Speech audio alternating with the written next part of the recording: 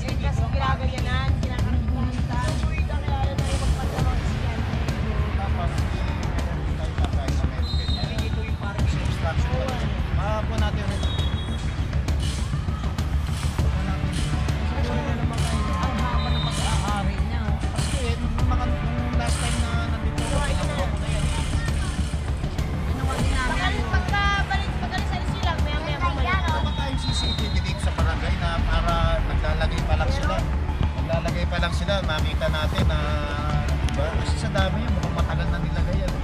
Parang kampante sila mag-park dito, ano? Ay, bintana rin.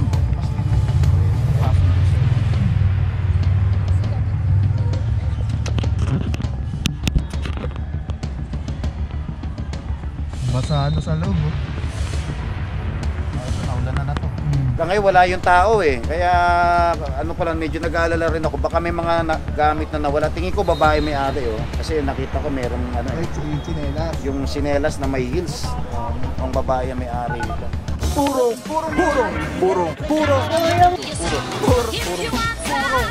pagmamahal. Purong pagmamahal. Alright, yan mga puro, meron nga tayo naabutan dito, no? Isang sedan na bukas yung kanyang salamin. Kasama na dito, Officer Francisco. Good morning, bossing. Purong pagmamahal pa. Puro kalmado, bossing. Ito yung nabutan natin dito. Isang naka-obstruct na sasakyan. Masakit, tingnan mo, nakabukas yung dito sa may passenger side niya. Yeah. Ngayon wala yung tao eh. Kaya ano pa lang, medyo nag-aalala rin ako. Baka may mga gamit na nawala. Tingin ko babae may-ari oh. Kasi nakita ko merong ano eh. Yung sinelas. Yung sinelas na may heels. Ang babae may-ari nito. Bale ito, bossing, ano? Totoo na ba ito? Totoo na kasi kanina pa tayo dito. Kaya lang yung concern natin kasi dito nga dahil pagdating natin dito nakabukas na itong ano, itong sasakyan. Bintana nung sa may passenger side niya. So pagka ganitong mga instances, bossing, anong ginagawa natin dyan? Video ba? Picture? Video, para syempre at the same time meron tayong hawak na kailangan natin i-dokumento yan. Baka kasi sabihin mo itong may-ari nito may mga nawala sa kanya. Kaya bago natin kailangan videoan or picturean yung mga gamit na nasa loob. Para if ever may claims. If ever na may claims, meron tayong ebidensya na dumating yun tayo. Yun lang talaga. Yes, Alright, thank you so much, Officer Francisco. Purong pagmamahal pa. Puro bossing. Good morning, saludo mga boss. Kaya mga puro, no, so yan, bigyan ko na nga lang to ng video. Para nga, if ever may mga claims yung may-ari, hindi mo na maalam, baka meron nang nawala dyan talaga. Dahil kanina pa nga nandito, iniwan na lang yung sasakyan. Baka i-claim, tapos ang masisi yung towing company. At least may ebidensya. Yun dun mga puro, may naiangat pa dun dito, dami pa dito. So mukhang magkakaroon na lang dito ng tikitan ng non-contact.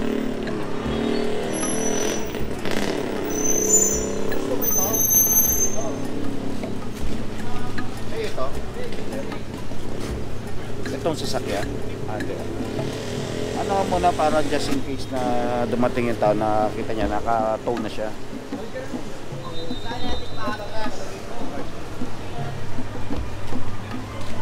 Bawal po doon, sir. Kaliwa pwede.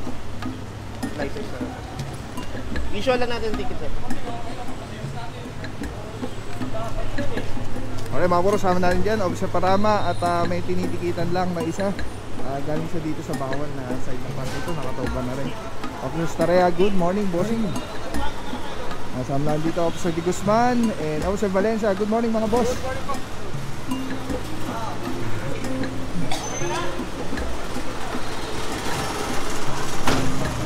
Dito mga puro sa area na to, itong street na to.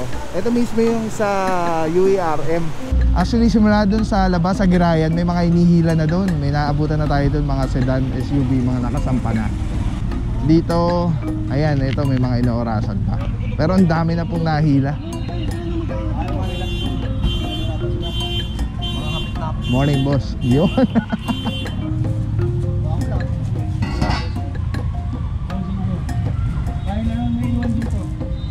Actually, hanggang dito yan eh. Oh. Yan, one side parking po kasi to. Ayun, may signages pa rin hanggang dito. Dito, ang dinis na oh. Kasi may mga na ano na yata dito. May mga nataw na. Yan, lahat po yan. Titikita na lang na non-contact yan. Yung mga walang driver. Tapos ito nga hinihila yung bukas yung bintana. Ang dami talaga dito.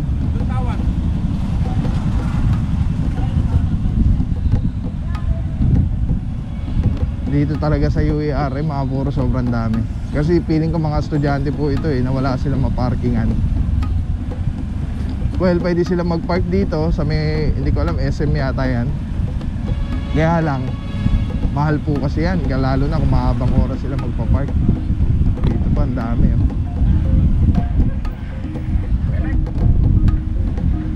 Tapos mga puro meron pa dito sa Girayan. May nadaanan pa tayo dito mga hinihila, sinasampa. Silipin lang natin kung nandun pa sila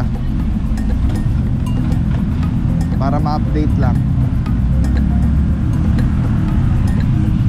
Wala na. Actually may pumalit na. May pumalit na nakapark. One side parking din po kasi dito.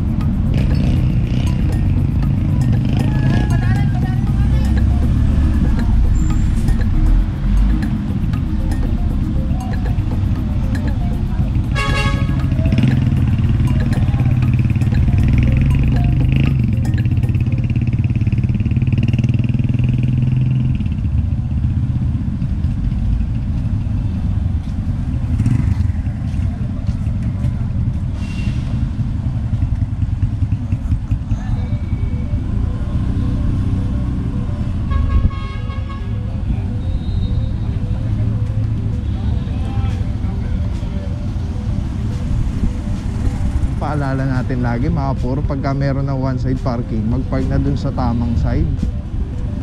Diba? May libre ng parkingan eh. Kaya lang nakapark pa dun sa bawal. Yan ang problema.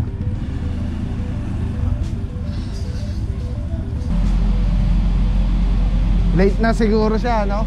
Mamadali.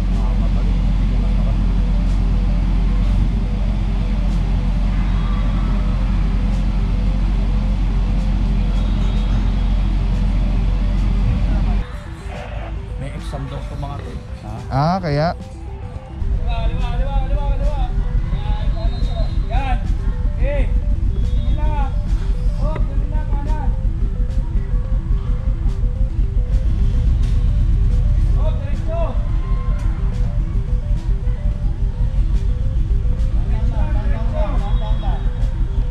Lagay natin sa ilalim, bossing. Get gas.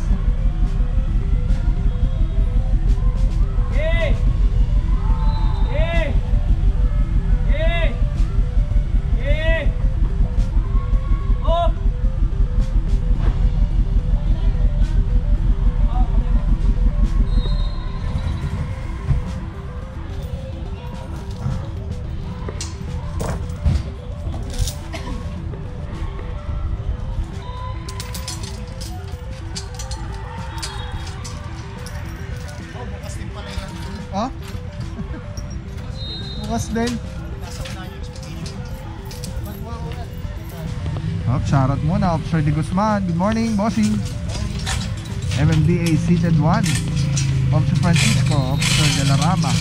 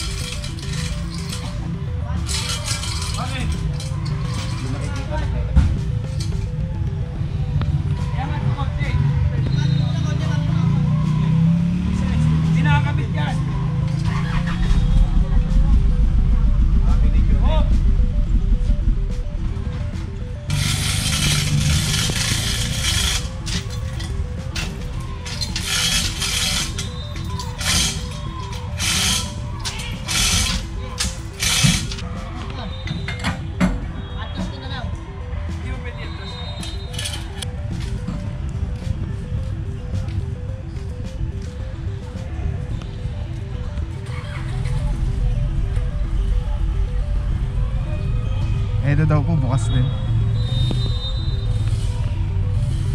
May isa pa, oh. Bukas din to, boss. Parang kampante sila mag-park dito, ano? Ay, bintana rin. Oo, bukas din, oh. Parehas din, passenger side.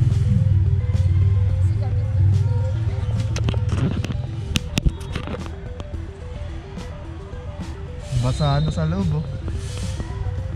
Ito, naulan na to. Ito, walang ano. Walang lilim. Pag malakas ulan, mapupuno.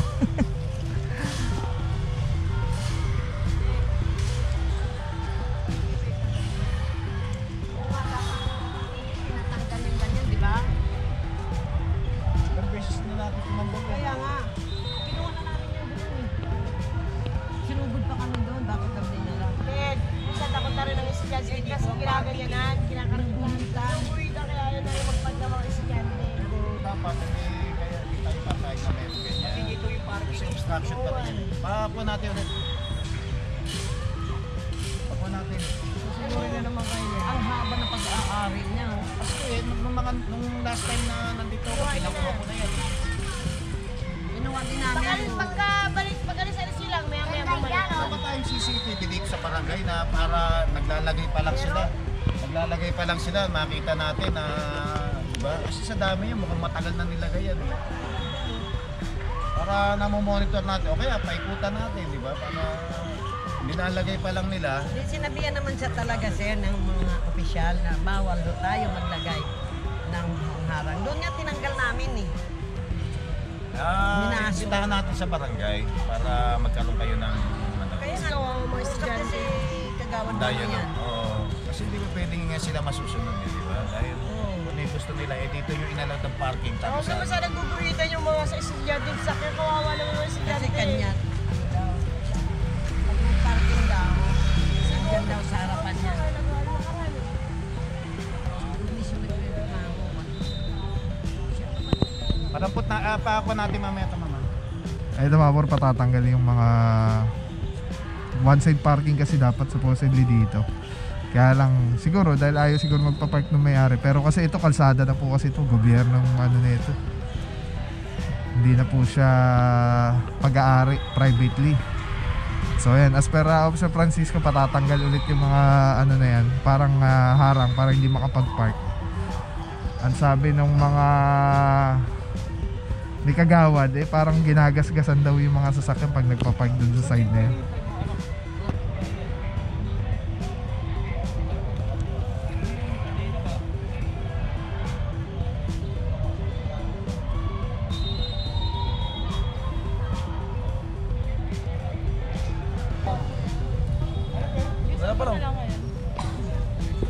Gina.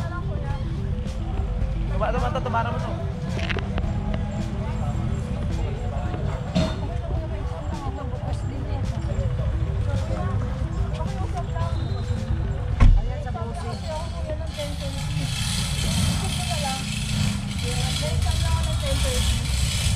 Kanina pa kami siguro kung mga kalahating oras, meron na kami dito. Hindi na tulog.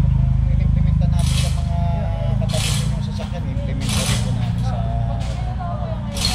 isa. Hindi aware na bawal dito sa site na po. Yung mga signage naman kasi tayo dito. Worth it, Joy. Marami namin. Implementa kasi na natin dito sa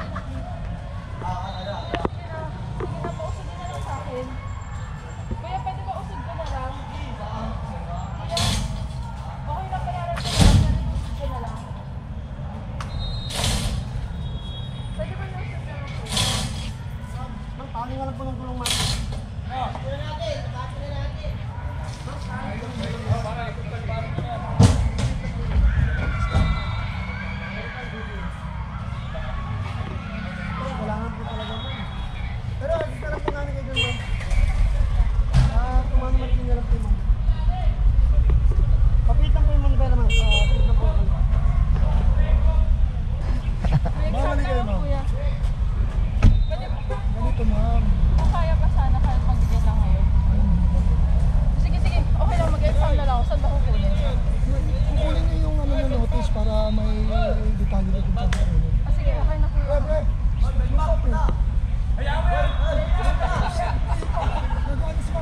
Madali si ma'am, may exam si ma'am.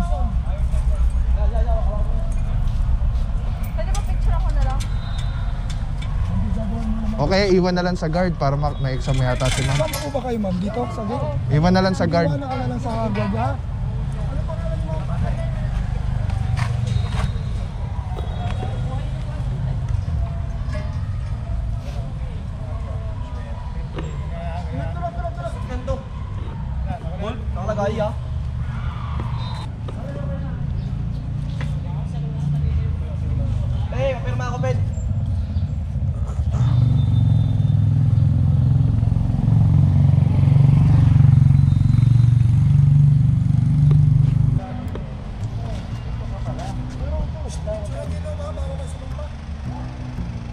Bigyan mo na, sir.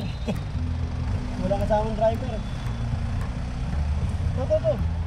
Or mga puro itong isang sakyan na to, may exam kasi may-ari.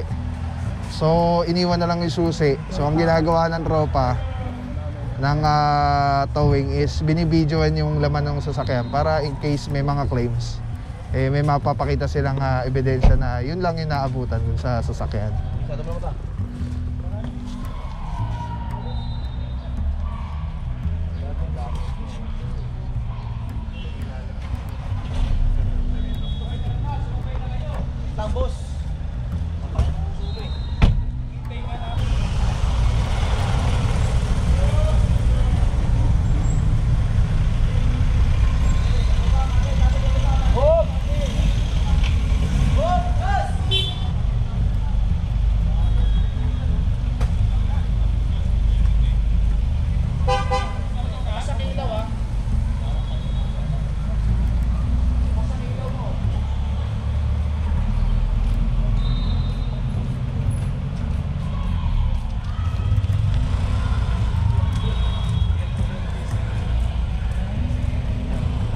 Salamat sa iyo, walang papapaw. So thank you so much sa walang sawang support, tiwala. Thank you sa Panginoon at ingat kayo palagi. God bless you, purong pagmamahal. Thank you so much.